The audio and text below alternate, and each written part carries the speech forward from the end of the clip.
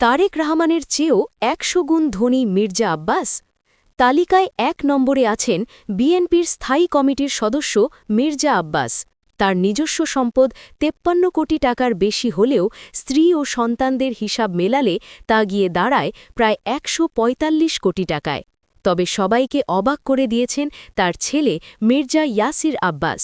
বাবার চেয়েও ১৩ কোটি টাকা বেশি সম্পদ নিয়ে তিনি বর্তমানে ৬৬ কোটি টাকার মালিক। কক্সবাজার ১ আসন থেকে লড়া সালাহুদ্দিন আহমেদের বার্ষিক আয় তাক লাগিয়ে দেওয়ার মতো।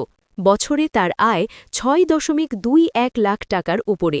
নগদ এবং শেয়ার বাজারে তার ও তার স্ত্রীর কোটি কোটি টাকার বিনিয়োগ রয়েছে। ইসলামী আন্দোলনের এই নেতার নিজের সম্পদের চেয়ে স্ত্রীর সম্পদের হিসাব বেশি আলোচনায়। তার স্ত্রীর কাছে রয়েছে ১৮৭ ভরি স্বর্ণালঙ্কার।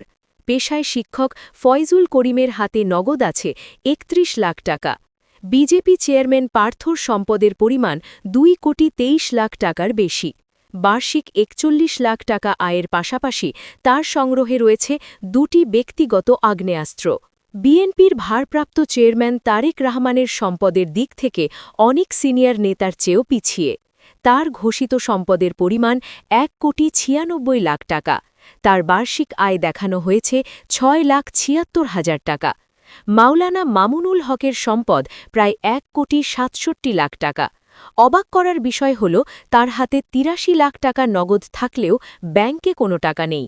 অন্যদিকে ববি হাজ্জাজের নিজের নামে কোনো বাগি বা জমি নেই, তবে হাতে ও ব্যাংকে আছে প্রায় ১,৬১ লাখ টাকা। জামায়াত আমির শফিকুর রহমানের মোট সম্পদ ১,২ লাখ টাকার ওপরে, আর ডাকসুর সাবেক ভিপি নুরুল হকের মোট সম্পদ ৯০,৪৩,০০০ টাকা, যার প্রধান উৎস তার ব্যবসা। তালিকায় সবচেয়ে কম সম্পদ তরুণদের। জাতীয় নাগরিক কমিটির নাহিদ ইসলামের সম্পদ ৩২ লাখ টাকা, আর ড তসনিম জারার নিজস্ব সম্পদ ২২ লাখ টাকার কিছু বেশি। রাজনীতিতে স্বচ্ছতা আনতে এই তরুণ প্রার্থীদের জীবনযাপন জনমনে প্রশংসা কুড়াচ্ছে।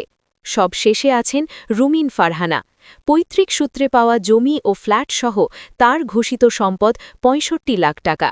তবে ২০২৫-২৬ কর বর্ষে তার বার্ষিক আয় দেখানো হয়েছে প্রায় ৯৭ লাখ টাকা। রাজনীতির মাঠের এই প্রভাবশালী ব্যক্তিদের সম্পদের হিসাব কি আপনাকে অবাক করেছে? এই ১৩ জনের মধ্যে কাকে আপনার সবচেয়ে স্বচ্ছ মনে হয়? কমেন্ট করে আমাদের জানান। ভিডিওটি ভালো লাগলে শেয়ার করুন। ধন্যবাদ।